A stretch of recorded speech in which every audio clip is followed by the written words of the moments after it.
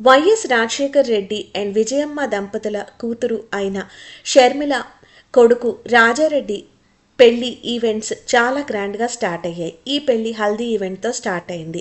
రాజారెడ్డి యుఎస్లో చదువుకునేటప్పుడు ప్రియా అట్లూరి అనే అమ్మాయిని ప్రేమించారు.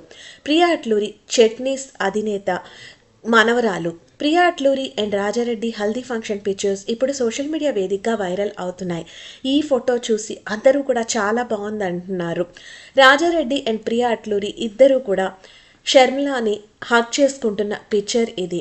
అనిల్, షర్మిల అండ్ విజయమ్మ అండ్ ప్రియా అట్లూరి ఫ్యామిలీతో ఉన్న పిక్చర్స్ మనం ఎప్పుడో చూసేద్దాం.